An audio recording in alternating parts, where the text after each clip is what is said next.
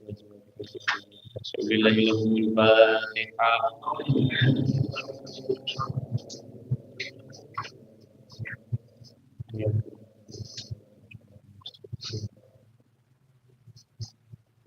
Jamilan biar mursal mulai dari tempat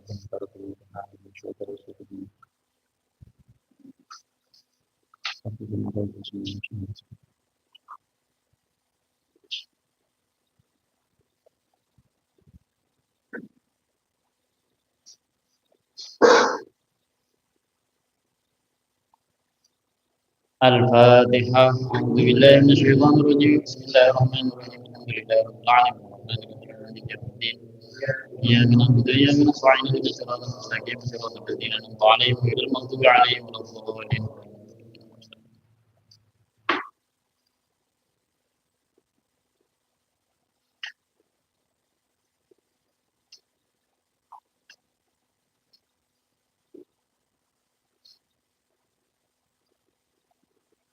Al-Fatihah. A'udzubillahi minasyaitonir rajim. Bismillahirrahmanirrahim. Alhamdulillahirabbil alamin. Arrahmanirrahim. Maliki yaumiddin. Iyyaka na'budu wa iyyaka nasta'in. Ihdinas siratal mustaqim. Siratal ladzina an'amta 'alaihim ghairil maghdubi 'alaihim waladdallin. Bismillahirrahmanirrahim. Alhamdulillahirabbil alamin. Wassalatu wassalamu ala asyrofil anbiya'i wal mursalin sayyidina Muhammadin nabiyil qasim amin wa ala alihi washabihi ajmain wa ba'd. Rabbi shrah li sadri wa yassir li amri wahlul 'uqdatam min lisani yafqahu qawli. Allahumma arinal haqqa haqqan warzuqna ittiba'ahu wa arinal batila batilan warzuqna ijtinaba bahradina billahi wa bil islami dina bi sayyidina Muhammadin nabiyya wa rasula bil Qur'an. Bismillahirrahmanirrahim. Inna anzalnahu fi lailatul qadr. Kita akan streaming sebentar saja. Selebihnya nanti kita baca tanpa streaming. Bismillahirrahmanirrahim. Inna anzalnahu fi lailatul qadri. Kita akan baca tafsir Imam Fakhruddin Ar-Razi, yaitu Tafsir Al-Kabir Mafatihul Ghaib, karya dari beliau. Karena ini baca tafsir, tolong jangan merokok. Tapi nanti kalau udah nggak di streaming nggak apa-apa. Setidaknya ayatnya. Bismillahirrahmanirrahim. Inna anzalnahu fi lailatul qadri. Inna sesungguhnya kami anzalnahu menurunkan siapa kami hu kepada Al-Qur'an. Fi lailatul qadar pada malam Al-Qadar. Jadi bukan malam Lailatul Qadar ya, karena itu pengulangan. Lailun itu artinya malam. Jadi kalau menyebut malam Lailatul Qadar itu terjemahannya sulit. Malam Al-Qadar ya, karena Lailatul Qadar itu sudah berarti malam Al-Qadar. Jadi nama malamnya adalah Al-Qadar. Nah begitu. Jadi tapi kalau disebut oleh orang Indonesia biasanya nunggu malam Lailatul Qadar, nyebutnya kan begitu. Tapi itu nggak ada masalah sih, nggak ada problem juga. Cuma sebenarnya yang tepat kalau kita nyebut malam ya malam Al-Qadar, atau kalau enggak pakai bahasa Arab semua ya Lailatul Qadar. Nah begitu. Bismillahirrahmanirrahim. Inna anzalnahu fi lailatul qadri wa fihi masail. Tentang redaksi Inna anzalnahu fi lailatul qadar, kata Imam Fakhruddin Ar-Razi, wa fihi masail. Di sini ada beberapa topik atau tema pembahasan. Mungkin kita akan cukupkan di pembahasan sampai yang ketiga atau sampai keempat. Setelah itu di streaming. Setelah selesai dari streaming nanti teman-teman bisa merokok. Jadi pokoknya itu kalau bagi saya ketika baca Quran. Nah, kalau tafsirnya no problem. Bismillahirrahmanirrahim. Al-mas'alatul ula, adapun topik yang pertama. Ajma'al mufassirun ala annal murad inna anzalna al-Qur'ana fi lailatul qadar. Jadi para mufassir itu mereka sepakat bahwa yang dimaksud lafaz atau domirhu pada redaksi inna anzalnahu itu adalah Quran. Makanya kalau dimunculkan inna anzalnal Qur'ana fi lailatul qadar. Nah, begitu. Jadi yang dimaksud dengan hu itu adalah Al-Qur'an. Walakinnahu ta'ala, tetapi Allah Ta'ala itu tarokat tasrih bidzikri. Allah itu tidak secara eksplisit bidzikri menyebutnya. Tarkut tasrih itu artinya tidak menyebutkan secara sorry. Tidak menyebutkan secara suri artinya tidak secara eksplisit menyebut lafaz Quran, tetapi cukup dengan inna anzalna. Nah, apa alasannya? Li'anna hadat tarkib yadullu ala azimil Quran min salasati aujuh. Karena susunan kalimat ini, jadi yang dimaksud susunan di sini adalah tarkib itu yang dimaksud jumlah atau kalimat. Li'anna hadat tarkib, karena susunan dari kalimat ini, kalimat inna anzalnahu fi lailatul qadri, itu yadullu ala azmil Quran, menunjukkan keagungan Al-Quran min salasati aujuh, dari 3 sisi atau 3 alasan. Jadi kenapa kok tidak dimunculkan lafaz Al-Quran tapi kok pakai domir? Jadi menurut Imam Fakhruddin Ar-Razi, kata beliau, ya alasannya adalah ada 3 hal yang menunjukkan domir yang dipakai ini menunjukkan betapa Al-Quran itu agung. Ahaduha, adapun yang pertama, annahu usnida inzaluhu ilaihi wa ja'alahu mukhtassan bihi duna ghairihi. Ahaduha, yang pertama. Yang pertama adalah annahu usnida inzaluhu. Disandarkan inzaluhu, penurunan Al-Quran, ilaihi, kepada Allah Ta'ala. Al-Quran itu penurunannya disandarkan kepada Allah. Maksudnya adalah Allah langsung yang menurunkannya. Wa ja'alahu, dan menjadikan Al-Quran mukhtassan bihi, itu dikhususkan. Wa ja'alahu yang dimaksud domirnya bisa dikembalikan ke inzal. Dan penurunan itu hanya dikhususkan pada Al-Quran saja. Objek yang diturunkan itu hanya dikhususkan pada Al-Quran duna ghairihi. Jadi seakan-akan begini, kalau pakai lafaz Al-Quran, inna anzalnal Quran, itu masih mungkin disebut wat Taurat wal Injil dan lain sebagainya. Tapi kalau udah menggunakan inna anzalnahu, itu yang menurunkan hanya Allah, seakan-akan maknanya begitu. Dan yang diturunkan hanya Quran. Ini alasan yang pertama. Kenapa kok menggunakan dhamir? Jadi ini karena sudah sama-sama diketahui seakan-akan demikian. Jadi alasan kenapa lafaz Al-Quran nggak ada, menurut alasan yang pertama, yang menurunkan itu sama-sama kita tahu adalah Allah, dan yang diturunkan adalah Al-Quran, bukan yang lain. Wasani, adapun yang kedua ini mirip dengan alasan pertama, innahu ja'a bidomirihi dunasmihi ad-dhahir. Bahwa innahu ja'a bidomirihi, bahwa dalam Al-Quran, maksudnya dalam ayat ini, ja'a bidomirihi, yang dimunculkan adalah domir, yaitu lafaz hu. Dunasmihi ad-dhahir, bukan kata benda yang langsung, yang dhahir, yang jelas, yang konkret. Untuk menunjukkan apa? Syahadatan lahu bin nabahah wal istighna anit tasrih. Syahadatan, untuk menunjukkan lahu, bahwa Al-Quran itu bin nabahah, memiliki keagungan, wal istighna anit tasrih, dan tidak perlu dijelaskan. Jadi alasan yang kedua, kenapa kok menggunakan domir bukan isim dohir? Alasannya adalah karena Al-Quran itu agung, dan dia tidak perlu untuk dijelaskan bahwa lafadzku itu mengacu kepada Al-Quran. Nah, jadi ini sesuatu yang sudah sangat populer, alasannya seperti itu. Ala taro, tidakkah Anda menyaksikan, memperhatikan, annahu fi suratil mutaqaddimah, bahwa di surat sebelumnya, surat sebelum ini ya, surat sebelum Al-Qadar ini surat apa? Surat Al-A'la. Di surat Al-A'la itu ada lam yadhkur isma Abi Jahlin. Tidak disebut nama Abu Jahal. Di surat Al-A'la itu tidak disebut nama Abu Jahal. Walam yaqaf ala ahadin listisharihi.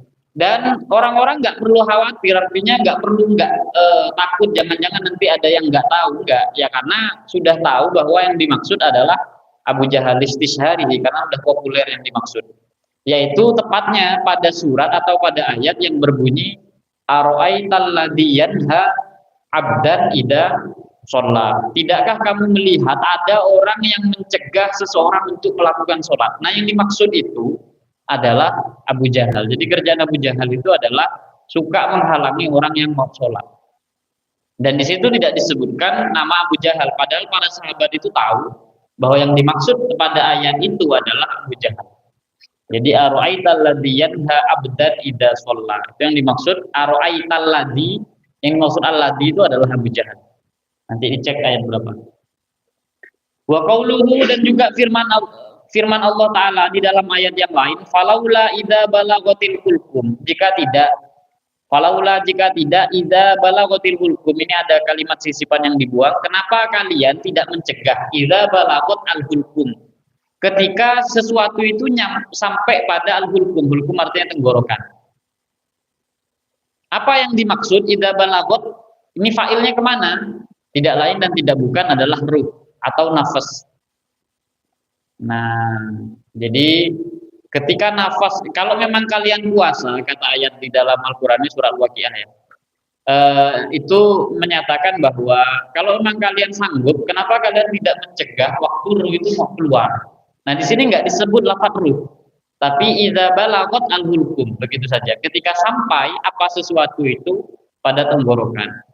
Di sini lam yadhkur al-mauta li syuhratihi. Allah tidak menyebut kematian li syuhratihi karena sudah sama-sama diketahui. Fakadha hahuna, begitu juga dengan ayat yang sedang kita bahas sekarang, yaitu inna anzalnahu. Lafadz hunya itu nggak perlu dibuat sorry bahwa itu mengacu kepada Al-Quran. Nah, kemudian alasan yang ketiga adalah ta'zimul waqti alladzi unzila fihi, yaitu untuk mengagungkan waktu di mana Al-Quran itu diturunkan. Jadi pada ayat ini Imam Ar-Razi menyebutkan tentang keagungan Al-Quran dengan 3 alasan yang tadi sudah kita sebutkan. Dan alasan yang terakhir ini tidak mengacu kepada Qurannya saja, lebih kepada momentum di mana Al-Quran itu turunnya itu Lailatul Qadar, pada malam diturunkan Al-Quran. Jadi begini ya, dalam bahasa Arab, lafadz lailun atau nahar atau yaum, lail dengan yaum ini memiliki makna yang tidak sama dengan dalam bahasa Indonesia. Jadi sesuatu yang dahsyat, yang agung, yang besar, biasanya cirinya adalah syumuli, meliputi semuanya, itu disebut oleh Al-Quran dengan kata yaum. Misalnya maliki yaumiddin, Allah itu adalah penguasa pada hari pembalasan. Jadi dimaksud hari itu pasti bukan ketika matahari terbit. Karena kalau yang kita maksud dengan yaum adalah ketika matahari terbit, apakah ketika kiamat nanti kemudian ada matahari terbit? Ketika dunia ini hancur, maka lafaz yaum itu tidak hanya mengacu kepada proses terbitnya matahari. Enggak, di dalam Al-Quran begitu. Jadi lafaz yaum itu justru mengacu kepada momentum dahsyat atau momentum yang sangat besar sekali. Nah, berbeda dengan malam. Lafadz lailun di dalam Al-Quran umumnya dia mengacu kepada satu peristiwa spesifik. Artinya dia tidak sumuli, tidak sama dengan yaum. Namun dia juga berharga, tidak kalah penting. Nah, sama dengan malam Al-Qadar ini, atau yang kita kenal sebagai Lailatul Qadar. Jadi sebelum kita lanjut, salah satu alasan kenapa kok saya lebih memilih tafsir ketika Ramadan ya, karena di dalam Al-Quran teman-teman tahu sendiri, Ramadan itu tidak disebut lebih dari 1 kali di dalam Al-Quran, hanya di surah Al-Baqarah saja.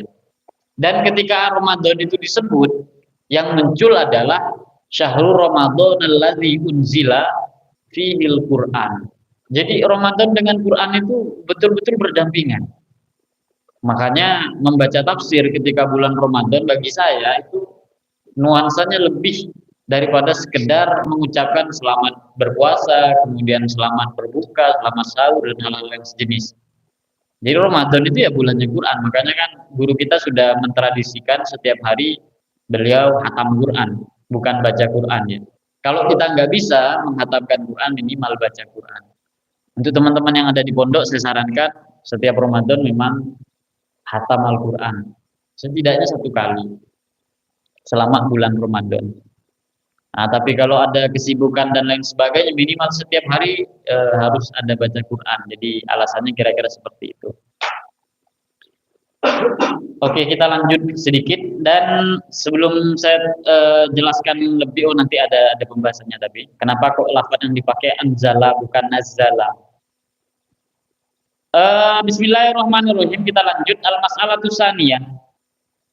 Adapun topik yang kedua, annahu ta'ala qala fi ba'dil mawadi, ini di sebagian ayat, annahu ta'ala sesungguhnya Allah fi ba'dil mawadi, di sebagian ayat itu menyatakan atau berfirman, ini sesungguhnya aku. Kaqaulihi seperti dalam firman-Nya, inni ja'ilun fil ardi khalifah. Ini di surah Al-Baqarah, yaitu sesungguhnya aku, kata Allah, ja'ilun akan menjadikan fil ardi di bumi khalifah. Akan ada khalifah yang Allah ciptakan di bumi. Dalam hal ini adalah Nabi Adam. Wa fi ba'dil mawadi, sementara di sebagian ayat Allah itu berfirman dengan redaksi inna. Nah, apa perbedaan inna dan ini? Kaqaulihi seperti firman Allah yang sedang kita bahas, inna anzalnahu fi lailatul qadar, atau di ayat yang lain inna nahnu nazzalna dzikra, sesungguhnya kamilah yang menurunkan. Di sini menggunakan nazzala, nazzalna. Dan jadi nanti ada perbedaan antara fiil berupa anzala dengan nazzala. Jadi ketika Al-Quran menggunakan redaksi anzala itu sebenarnya tidak sama dengan redaksi nazzala. Kalau dalam bahasa Indonesia artinya sama-sama diturunkan. Cuma yang membedakan begini, anzala itu artinya penurunan sekaligus. Sementara nazzala itu berarti penurunan yang bertahap. Jadi ketika Al-Quran disebut diturunkan dengan redaksi anzala atau anzalna, berarti dia itu diturunkan secara keseluruhan. Tapi ketika menggunakan nahnu nazzalna dzikra, kami menurunkan Al-Quran itu secara berangsur-angsur. Nah, jadi karena memang momentumnya beda. Momentum kapan Al-Quran diturunkan secara langsung, nah, kalau mau dibahas, walaupun nanti ada di pembahasan yang lainnya dalam ilmu kalam, ini dibahas di bab kalam. Kapan Al-Quran itu diturunkan secara langsung? Ya ketika Lailatul Qadar ini, Al-Quran itu secara keseluruhan, dalam bahasa kita mungkin 30 juz, itu selesai diturunkan. Tetapi ketika Al-Quran diturunkan, yang dimaksud diturunkan adalah pada sama'ud dunya. Secara umum para mufassir mengatakan begitu. Jadi Al-Quran dari Allah Ta'ala, atau ada yang mengatakan dari Lauhul Mahfuz dan seterusnya, itu diturunkan ke langit dunia. Yang mana langit dunia itu punya Ka'bah juga, seperti di bumi ini namanya kan Baitullah. Di sana itu ada yang disebut dengan Baitul Izzah. Sebagaimana di langit ketujuh ada Ka'bah juga namanya Baitul Ma'mur. Jadi yang dimaksud Ka'bah itu adalah kiblat sholat, begitu. Di dunia ini atau di bumi, kiblat sholat kita adalah Ka'bah di Mekah, Baitullah. Di sama'ud dunya, nama Ka'bahnya itu adalah Baitul Izzah. Sampai nanti di langit yang ketujuh, nama Ka'bahnya adalah Baitul Ma'mur. Begitu. Nah, jadi Al-Quran diturunkan ke sama'ud dunya, ke langit dunia. Ini langit yang paling dekat dengan bumi. Itu secara sekaligus, makanya yang dipakai adalah redaksi anzalna. Tetapi ketika Al-Quran menyebut nahnu nazzalna dzikra, itu yang dimaksud adalah dari sama'ud dunya kepada Nabi Muhammad itu diturunkan secara berangsur-angsur. Jadi ada dua tahapan penurunan Al-Quran. Secara umum, mayoritas mufassir menyatakan demikian. Mengenai ikhtilaf di dalamnya ya ada. Tapi secara umum kira-kira gambarannya seperti itu untuk membedakan kenapa lafaz yang digunakan Al-Quran tidak konsisten. Kadang menggunakan anzala artinya turun sekaligus, kadang menggunakan nazzala artinya turun secara berangsur-angsur. Salah satu alasannya kira-kira seperti itu. Nah, jadi kalau Al-Quran digunakan atau diturunkan dengan lafaz anzala itu lebih ke nuansa samawi. Tapi kalau Al-Quran diturunkan dengan nazzala itu lebih ke nuansa ardi, bumi, peristiwa kasus tertentu yang seperti itu kira-kira. Seperti di ayat inna nahnu nazzalna dzikra, sesungguhnya kamilah yang menurunkan Al-Quran secara berangsur-angsur. Atau inna arsalna nuhan, kami telah mengutus Nabi Nuh. Atau inna a'toina kal kautsar. Nah, oke. Wa'lam, ketahuilah anna qaulahu inna tarotan yuradu bihi ta'dim. Lafaz inna sesungguhnya kami ini tarotan terkadang yuradu bihi ta'dim. Yang dimaksud adalah untuk ta'dim.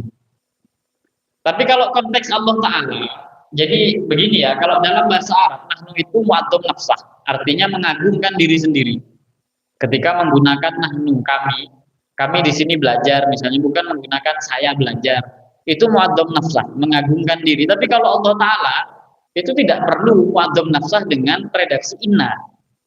Tetapi mu'adzamnya itu adalah untuk yang lain. Jadi ketika Allah menggunakan redaksi inna, sesungguhnya kami, itu yang diagungkan oleh Allah bukan dirinya, tetapi orang-orang atau makhluk yang ikut serta di dalam proses peristiwa tersebut. Misalnya dalam kasus penurunan Al-Quran. Maka lafaz inna artinya sesungguhnya kami, yang dimaksud Allah. Kenapa kok menggunakan inna? Ya karena Allah menghargai malaikat Jibril, menghargai Nabi yang menerima wahyu dan lain sebagainya. Makanya bukan takdim ini berarti mengagungkan Allah Ta'ala, karena Allah Ta'ala itu maha independen, dah paling agung. Nah, tapi ini Allah, bagaimana kemudian Allah menghargai makhluknya. Oke.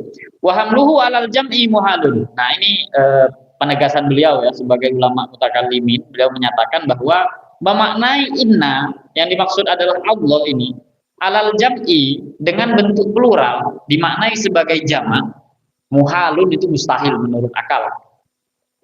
Jadi tidak mungkin lafaz inna itu dimaknai jami atau jam'i, maksudnya adalah orang banyak, itu nggak mungkin. Ya, alasannya li'anad dalail, karena bukti-bukti yang konkret dalat menunjukkan ala wahdatis soni, pada keesaan sang pencipta. Jadi tidak mungkin inna itu mengacu kepada kami, tapi maksudnya Tuhan yang banyak. Ya, karena bukti-bukti menunjukkan ala wahdatis soni, keesaan sang pencipta. Alasannya beliau masih menyebut ini. Li'annahu law kana fil aliha, seandainya ada fil aliha kathrat, seandainya ada banyak Tuhan. Jadi kalau mau dimunculkan redaksinya begini, law kana kathratun fil aliha, seandainya banyak fil aliha yang berstatus sebagai Tuhan. Nah, misalnya begitu. Seandainya banyak yang berstatus sebagai Tuhan, maka lan hattat rutbatu kulli wahidin minhum anil ilahiyah. Pasti akan gugur level masing-masing Tuhan minhum di antara mereka itu anil ilahiyah, dari status ketuhanannya. Pasti semuanya tidak akan memperoleh status ketuhanan. Jadi kalau ada Tuhan lebih dari satu, pasti semuanya malah tidak jadi Tuhan. Ini kalau dalam kajian tauhid lebih jelas pembuktiannya ya. Tapi di sini Imam Ar-Razi masih menyebutkan, kenapa kok ada Tuhan dua saja, nggak usah banyak-banyak, dua saja ada Tuhan, semuanya malah gugur, nggak ada yang jadi Tuhan. Li'annahu law kana kullu wahidin minhum qadiran 'alal kamal. Seandainya, alasannya ini ya, karena seandainya semua Tuhan tadi itu qadiran 'alal kamal, dia memiliki kuasa yang sempurna. Seandainya semua Tuhan tadi memiliki kuasa yang sempurna, maka lastaghna bi kulli wahidin minhum an kulli wahidin minhum. Maka satu Tuhan tidak akan butuh kepada Tuhan yang lain. Begitu. Lastaghna maknanya tidak butuh ya. Maka satu Tuhan tidak akan butuh kepada Tuhan yang lain juga sebaliknya. Nah, wa kaunuhu mustaghna anhu, dan statusnya sebagai zat yang tidak butuh itu adalah naqsun fi haqqihi.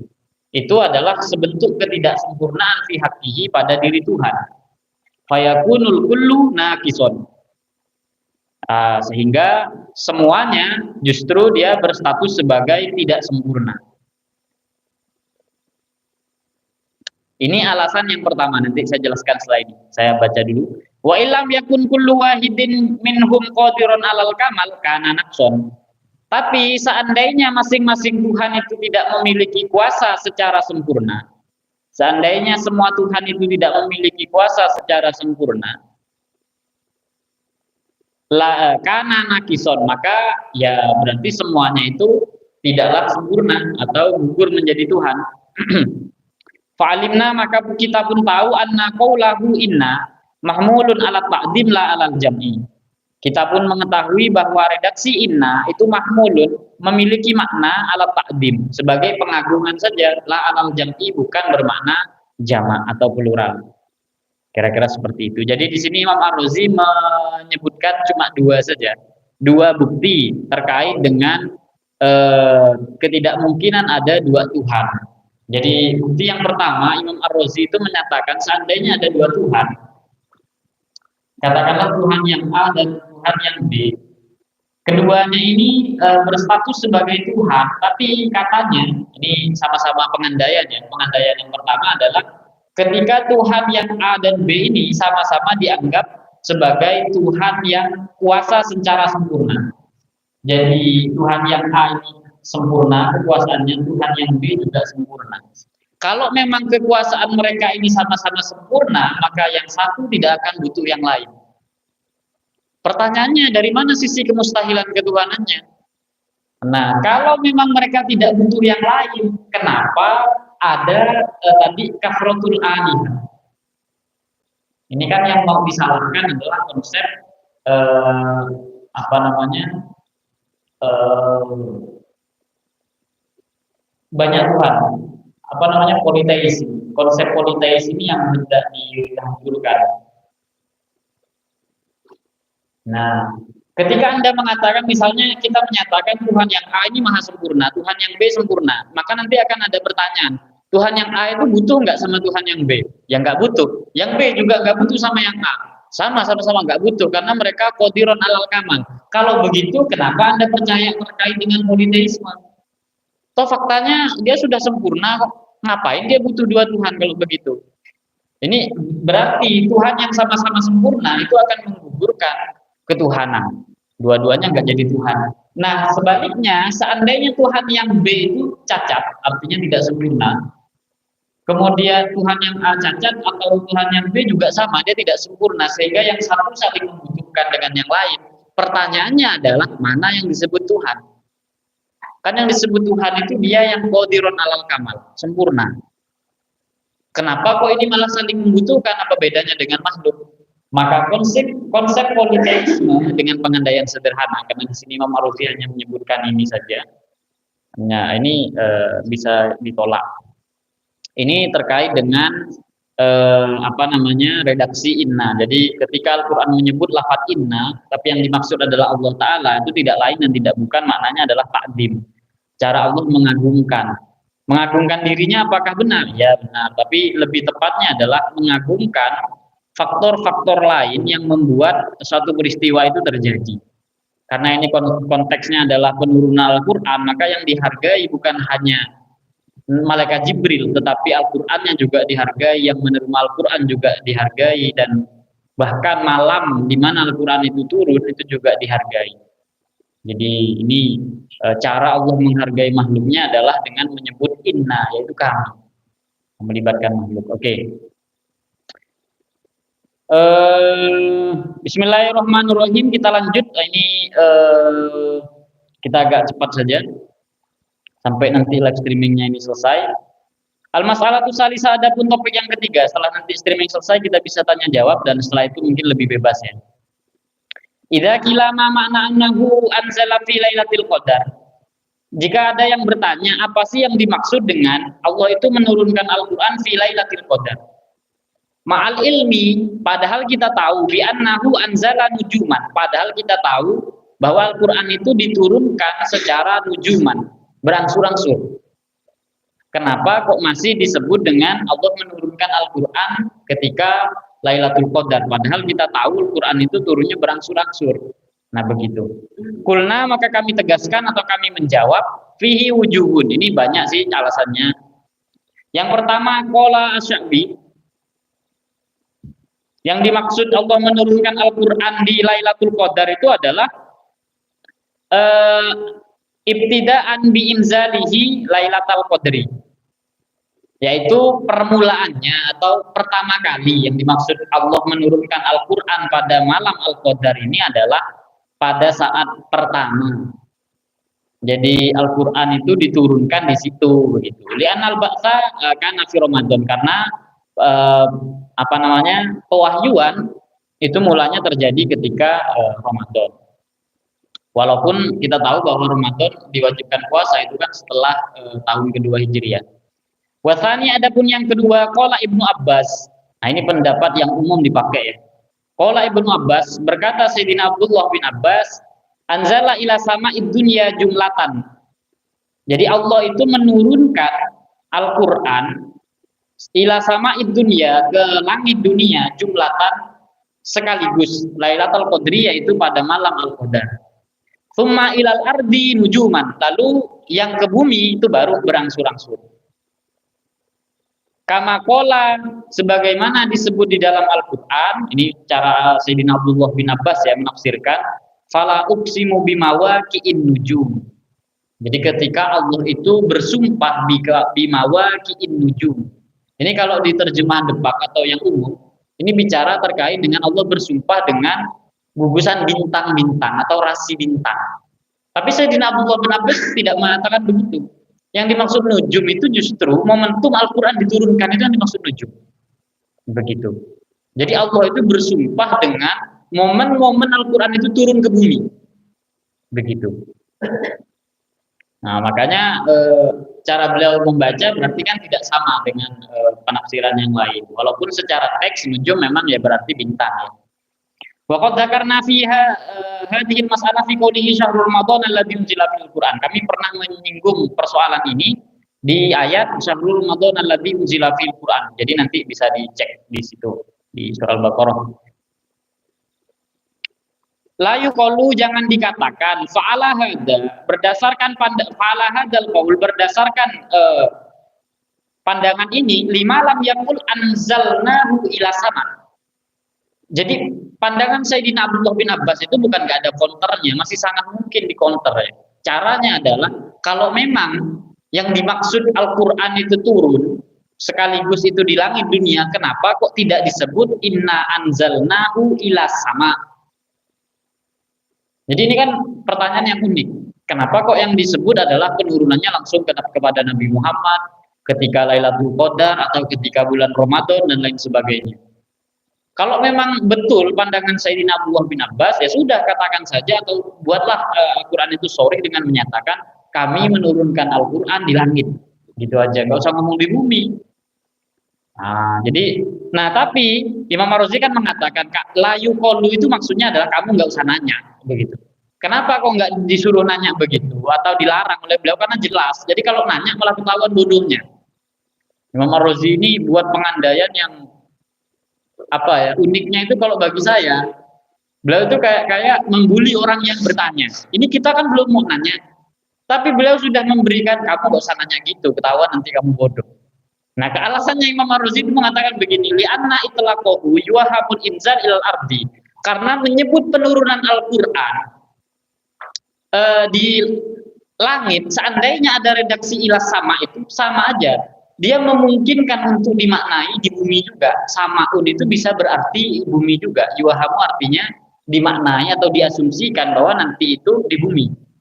Samaun. Alasannya setelah ini kita baca. Li'anna naqul inna inzalahu ilas sama ka inzalihi ilal ardi.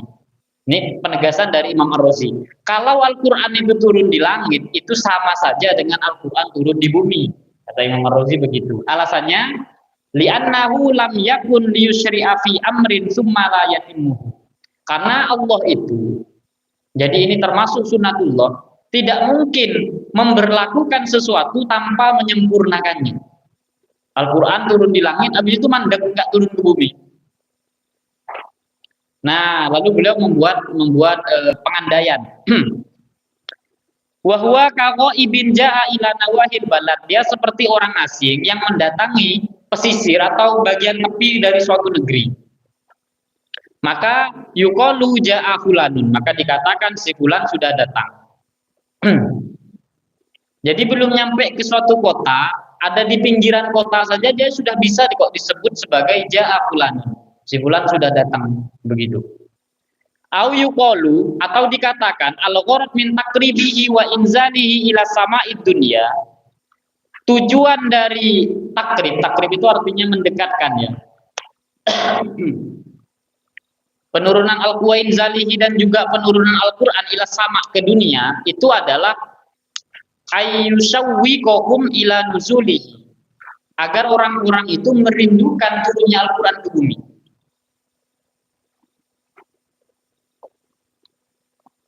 Contohnya apa? Kaman, seperti seseorang yasma'u yang mendengar al-khabar, sebuah berita, bimaji'il mansur, tentang seorang anak yang merantau. Ada berita bahwa si perantau ini sudah datang. Siapa yang mendengar? Liwalidihi wa ummihi. ibu sama bapaknya. Nah, didengar bahwa eh, kalau rohim kan enggak. Kalau rohim ada orang raas dengar rohim katanya pulang lagi. Itu kan tahun kemarin pulang, kan gitu pasti. Orang raas malah bertanya-tanya. Kalau kasusnya rohim ya pulang. Kemarin pulang kok pulang lagi. Itu ngapain begitu?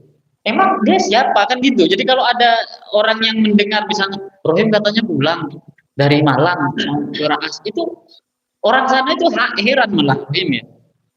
Ini beda. Makanya di sini disebut mansur. Mansur itu artinya orang yang bertebaran, maksudnya dia merantau lama him, kira-kira begitu. Mondok itu lama gitu. Jadi rohim misalnya mondok kira-kira 50 tahun lah, 50 tahun di pondok, habis itu pulang. Nah itu orang-orang tasyakuran. Minimal mereka itu nyembeli tempe dengan kepulangan rohim minimal. Tapi kalau baru 1 tahun pulang, besok tahun berikutnya pulang lagi, seperti ilham yang sering ini. Tiap tahun pulang misalnya. Itu gak ada heboh-hebohnya di rumah itu. Nah begitu. Nah tapi kalau orang yang lama nggak pulang terus pulang, maka fa'innahu yusdadu syauquhu ila mutoliatihi. Maka orang-orang akan rindu untuk melihat perubahannya.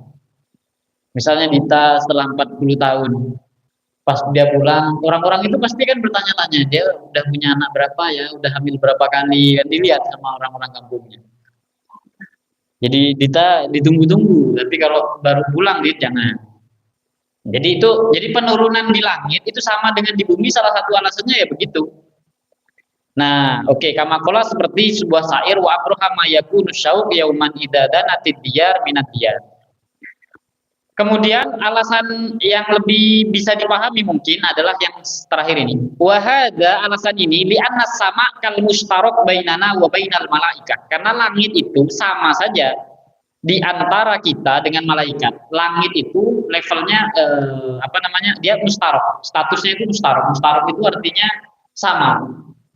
Sama baik bagi kita juga bagi malaikat. Yang membedakan apa? Fahum lahum maskanun. Fahiyya lahum maskanun. Langit itu lahum bagi malaikat, maskanun ialah tempat tinggal atau rumah mereka. Artinya mereka tinggalnya itu di langit. Sementara walana bagi kita sakfun wa zinatun adalah atapnya. Jadi langit itu sama dengan atap bumi. Begitu. Makanya langit dengan bumi ini bukanlah entitas yang betul-betul terpisah. Ini ibarat lantai dengan atapnya. Maka kalau kita katakan bahwa meteor itu menghantam atap saya, misalnya, yang dimaksud ya rumah saya juga. Jadi, kenapa Al-Quran tidak menyebut anzalnahu ila sama begitu? Ya karena langit dengan bumi sama aja. Artinya kalau disebut yang satu, yang lain itu juga kena begitu. Ini salah satu alasan Imam Ar-Razi membela pandangan Sayyidina Abdullah bin Abbas begitu. Ini kalau ada di Al-Quran adalah wa ja'alna sama as-saqfan. Dan kami telah menjadikan langit itu sebagai sakfan. Sakfan itu artinya atap ya. Maka fa'inzaluhul Qur'an hunaka ka'inzalihi hunaha huna. Maka penurunan Al-Quran di langit sama aja dengan penurunan Al-Quran di bumi. Ini bagaimana kemudian Imam Fakhruddin Ar-Razi menjawab bantahan orang yang menolak pemikiran atau pendapat Sayyidina Abdullah bin Abbas. Cara membelanya itu keren. Karena Imam Ar-Razi orang yang rasional, dijawab juga dengan yang rasional. Jadi bukan membela dengan metode ya. Menurut Sayyidina Abdullah bin Abbas misalnya, lalu kita percaya itu. Kalau nggak percaya, ayo kita tengkar misalnya. Nggak begitu cara mereka membela. Jadi tunjukkan saja. Wal wajhu sadis, adapun alasan yang ketiga. Alasan yang ketiga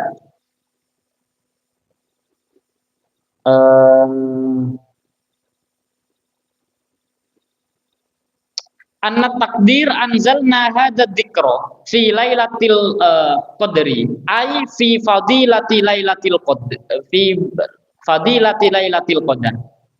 Anna takdir, bahwa takdir itu artinya maksudnya makna yang diasumsikan atau penafsiran anzalna hadza dzikra, kami menurunkan Al-Quran ini fi lailatul qadar, maksudnya adalah ai fi fadilati lailatul qadar, Jadi kalau kata Imam Ar-Razi, alasan yang ketiga, kenapa ayat yang dipakai itu menyatakan inna anzalnahu fi lailatul qadar? Tujuannya adalah dalam hal ini memuliakan al-qadarnya, malam Lailatul Qadar itu. Yang dimuliakan adalah Lailatul Qadar atau malam al-qadar itu. Jadi bukan di persoalan apakah Al-Quran harus diturunkan pada waktu ini, waktu itu, dan lain sebagainya, bukan. Tetapi betapa agungnya Lailatul Qadar. Oke, satu tambahan lagi sebelum live streaming dimatikan, al-mas'alatul rubiah. Adapun topik yang keempat, al-qadar masdarun, qadartu aqdaru qadron. Dari lafaz qadartu aqdaru qadron. Lafaz qadar ini, wal muradu bihi, yang dimaksud dengan al-qadar. Jadi nanti ada dua soalnya, setelah ini akan dijelaskan. Adalah ma yumdihillahu minal umur, adalah sesuatu yang Allah tetapkan minal umur dari persoalan-persoalan. Jadi qadar itu makna, di antara makna dalam penafsiran yang lain adalah takdir ya. Malam ditetapkan takdir kepada seseorang oleh Allah Ta'ala. Qala Ta'ala, seperti di dalam firman Allah, inna kulla syai'in khalaqnahu biqadar. Sesungguhnya kami menciptakan kulla syai'in, segala sesuatu itu biqadar, dengan kadar atau ketentuan tertentu ya. Makanya Lailatul Qadar bisa diartikan malam takdir, tapi setelah ini akan ada penjelasan, ada tiga pendapat yang umum. Wal qadru itu beda harokat ya.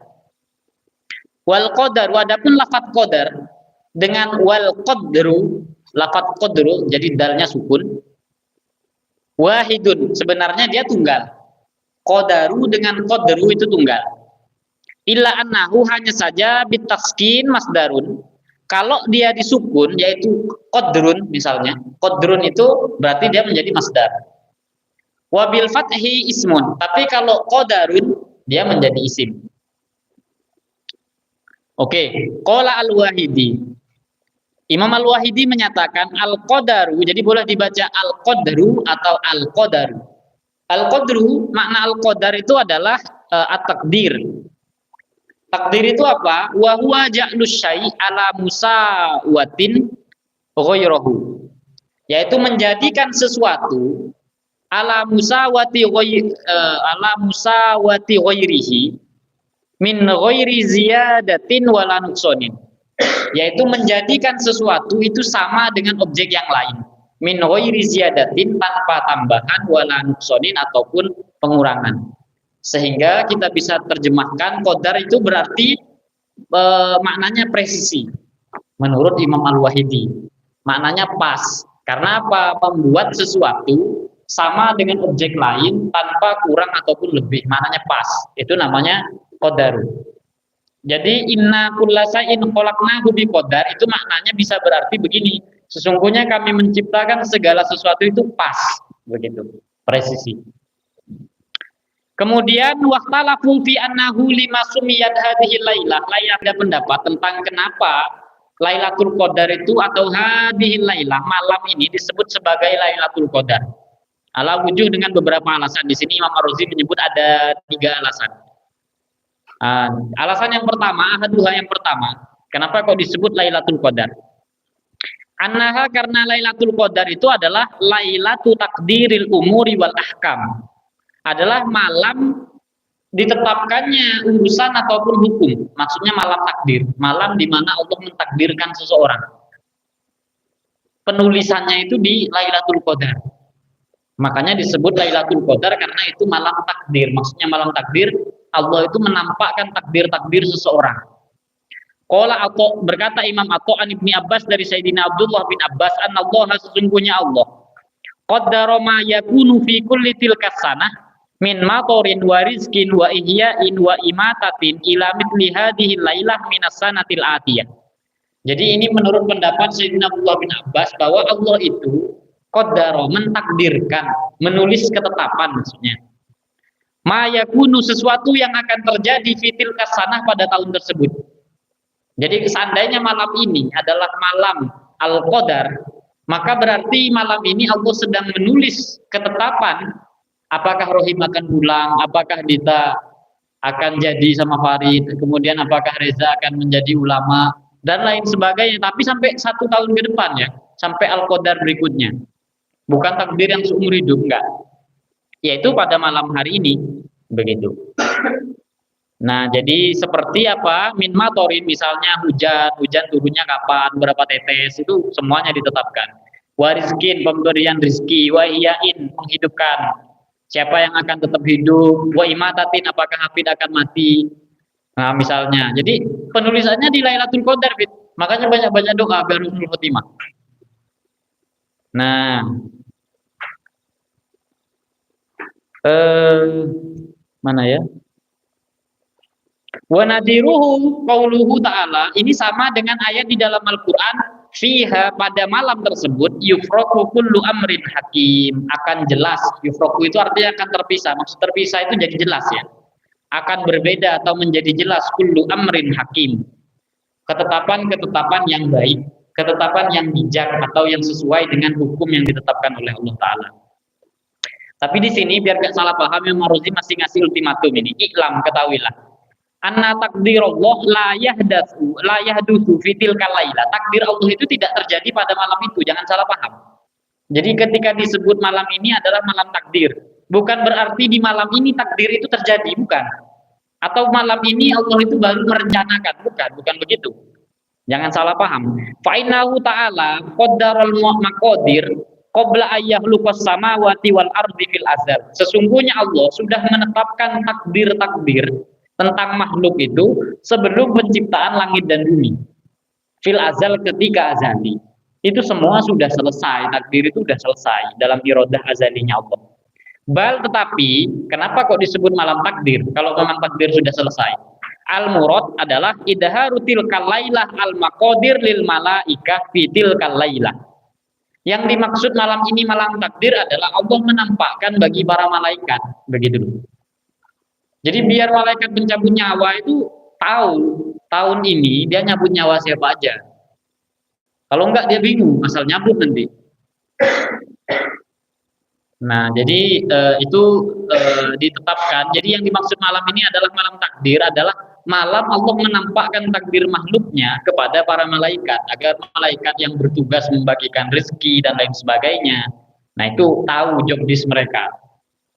Nah, bi ayyaktubaha fi lauhil mahfuz. Cara Allah menampakkannya itu gimana? Yaitu dengan cara Allah menulis takdir atau ketetapannya itu di lauhul mahfuz. Lalu para malaikat mengakses ilmu di lauhul mahfuz. Jadi kalau teman-teman secara umum ya, gambaran secara umum bagaimana sih proses malaikat itu punya catatan takdir dan bisa mengetahui sesuatu? Ya karena ada mega server yang disebut sebagai lauhul mahfuz. Jadi lauhul mahfuz ini adalah tempat, jadi bukan tempat takdir sebenarnya. Adalah tempat di mana kemudian Allah itu bisa menetapkan sesuatu di situ. Jadi malaikat itu memang makhluk yang dia itu sifatnya mekanik. Mekanistik dalam arti dia kayak mesin. Jadi kalau yang ditulis Hafid mati 1 detik lagi, ya sudah itu. Yang malaikat tahu itu. Nggak akan kemudian dia punya jihad.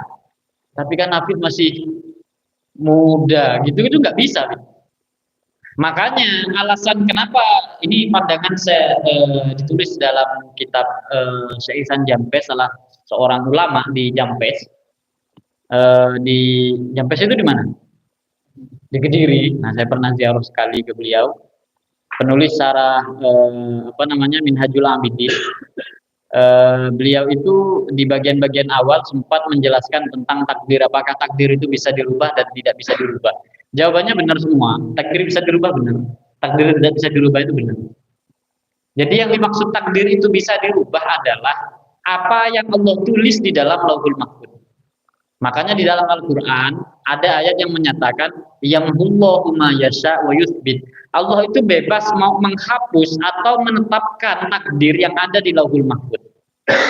Tapi di kehendak azalinya Allah Ta'ala atau ilmunya Allah Ta'ala, apa yang mau berubah di sana? Begitu. Jadi kalau ada ayat atau hadis misalnya anjuran orang yang bersilaturahmi, nanti dia umurnya panjang, banyak rezeki dan lain sebagainya. Itu yang dimaksud dirubah itu di mana? Salah satunya adalah kata beliau ya di Lauhul Mahfuz. Karena kita ini sudah dapat catatan amal bahwa dalam 1 tahun ke depan malaikat akan memberikan kita apa saja. Tapi itu masih sangat mungkin diganti atau dirubah dengan cara doa. Karena kan yang menetapkan itu Allah. Yamhullahu ma yasha wa yuthbit, itu Allah fa'ilnya. Allah yang berarti kan Allah bebas. Seandainya misalnya mentakdirkan pada tahun ini katakanlah Zidane akan mengalami kemiskinan drastis misalnya. Udin akan mengalami sakaratul maut misalnya. Sampai ada titik di mana kemudian Udin sudah tidak kuat ngapa-ngapain lagi, misalnya dia hidup di Jogja sana, dia mau makan saja sulit dan lain sebagainya, sampai ngemis nggak ada orang yang kasihan. Nah, jadi itu memungkinkan, Din. Dan dengan Udin berdoa sejak sekarang, itu sangat mungkin Allah kemudian mengganti takdirnya di Lauhul Mahfuz. Begitu. Ini diantara pandangan Seisan Jampes ya untuk menengahi apakah takdir itu bisa dirubah. Jawabannya bisa. Yang disebut bisa itu di mana? Di Lauhul Mahfuz. Apakah takdir tidak bisa dirubah? Bisa, benar. Pertanyaan jawabannya, kalau takdir nggak bisa dirubah itu yang dimaksud adalah qadarullahu fil azal. Ketetapan Allah sejak azali. Itu kehendaknya itu kan nggak bisa berubah gara-gara makhluk. Kita ini nggak ada apa-apanya kan. Ngapain kemudian harus bisa membuat Allah itu mengubah sesuatu yang dia kehendaki enggak?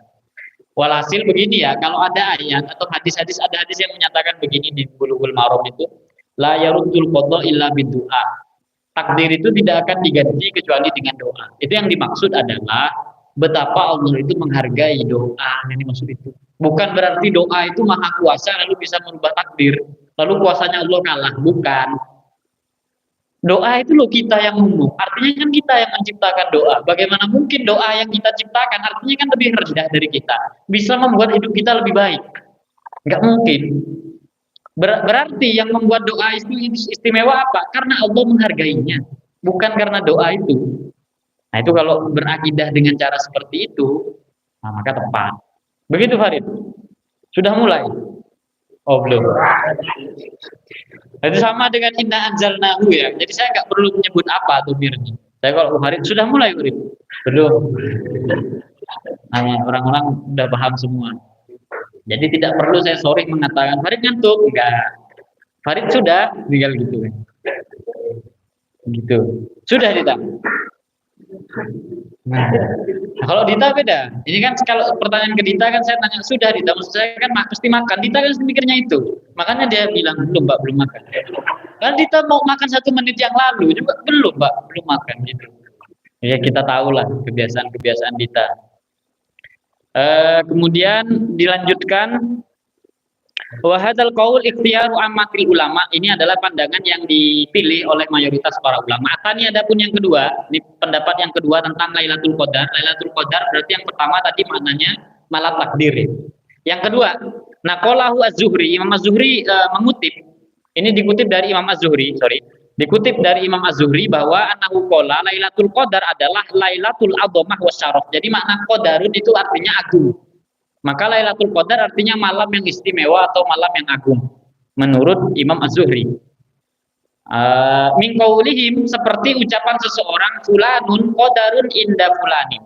Si fulan itu qadarun, dia bernilai inda fulanin bagi seseorang. Nah, misalnya siapa ya? Hasbi, dia bernilai bagi Zidan misalnya. Maka hasbi qadarun inda Zidan misalnya. Enggak cocok dibuat contoh bahasa Arab. Jadi qadarun memang maknanya adalah nilai. Sesuatu yang berharga. Maksudnya adalah ai manzilatun wa syarafun. Yaitu posisi, manzilatun itu artinya kedudukan. Wasyarafun dan kemuliaan. Wa yadullu alaihi qauluhu, dan itu dibuktikan Imam Az-Zuhri ini pandangannya juga bisa dikuatkan dengan ayat Lailatul Qadri khairum min alfi syahrin. Malam Al-Qadar itu apa sih? Malam yang lebih baik daripada 1000 bulan. Berarti kan ini malam istimewa. Makanya Al-Qadar dimaknai istimewa, kira-kira seperti itu. Nah, kemudian wahada yahtamilu wajhaini. Ini redaksi bahwa atau pendapat bahwa malam ini adalah malam yang agung, ini masih ada 2 lagi. Jadi teman-teman jangan salah buat skema, dibagi menjadi 2. Hadza yahtamilu wajhaini. Jadi alasan kenapa malam ini berharga itu bisa dibagi dua tafsirnya. Ahaduhuma, yang pertama, ayar ji'adzalika ilal fa'il. Jadi kemuliaan itu berulang kepada fa'il, kepada subjek, pelaku. Ai maksudnya apa? Man ata fiha bitto'ah soroda qadarin wa syarofin. Jadi bukan malamnya yang istimewa itu, tetapi orang yang melakukan sesuatu yang baik itu yang disebut dengan malam istimewa. Jadi apakah kita bisa mendapatkan Lailatul Qadar? Jawabannya tergantung Anda mau apa enggak, begitu. Karena yang dimaksud Lailatul Qadar itu bukan malamnya, tetapi fa'ilun, yarji'u ila fa'ilin. Artinya man ata bitto'ah maka soro dza qadarin wa syarufin. Orang yang melakukan kebaikan di malam tersebut, maka dia memiliki keagungan. Begitu. Jadi ini pandangan ini juga bisa dipakai oleh kita. Katanya ini malam sudah malam biasanya kalau udah 21, 23, 27 gitu. Ini kan Lailatul Qadar. Jadi kita kan biasanya begitu. Sebenarnya Lailatul Qadar itu relatif. Kalau Anda melakukan sesuatu ya Anda boleh jadi mendapatkan itu. Yang kedua, wasaniyuhuma, adapun yang kedua, ilal fi'li. Jadi kemuliaan itu dia berpangkal kepada tindakannya, bukan kepada orangnya, tetapi pada tindakannya. Ai maksudnya ato'ah. Ato'atu laha fitil kalailah qadarun. Yaitu ketaatan, bahwa ketaatan di malam tersebut memiliki nilai zaidun, nilai lebih, wa syarafun zaidun, dan kemuliaan yang agung. Jadi bukan orangnya, kembali kepada ketaatannya. Jadi yang dimaksud ketaatan itu karena Allah mengapresiasi lebih. Nah, oke. Sedikit lagi, wa an Abi Bakar al-Warraq. Ini pandangan yang saya suka sekali dengan penjelasan Imam Abu Bakar al-Warraq. Sumiyat Lailatul Qadar li'annahu nuzila fiha kitabun dzu qadarin. Ini alasan beliau, ini keren.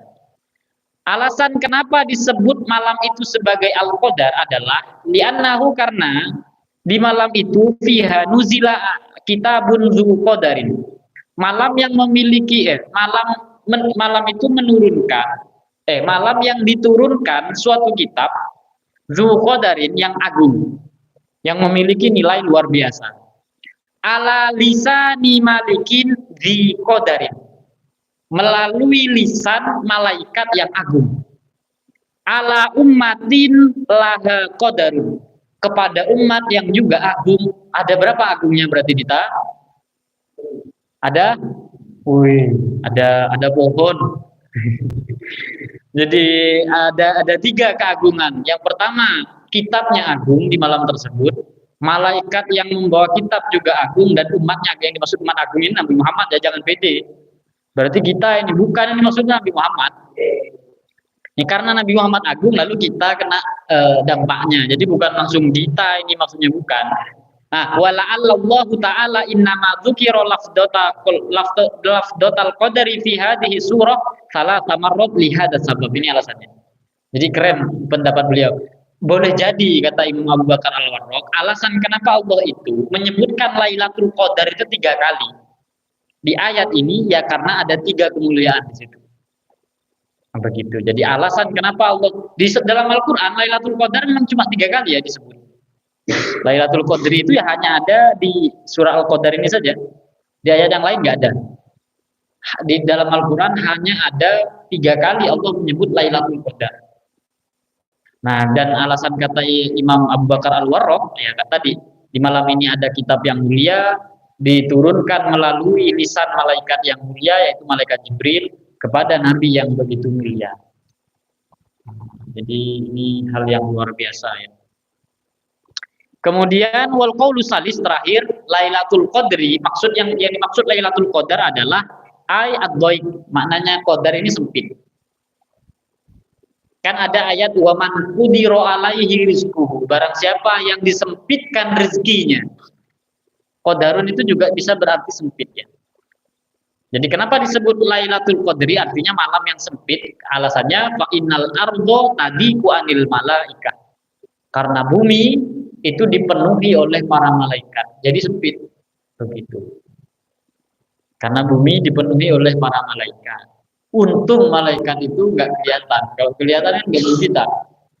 Ada dempet-dempetan. Gimana Farid mau tidur kan? Nah, kalau malaikatnya kelihatan, nggak bisa. Oke, jadi sampai di sini Allah alam, tolong dimatikan streaming.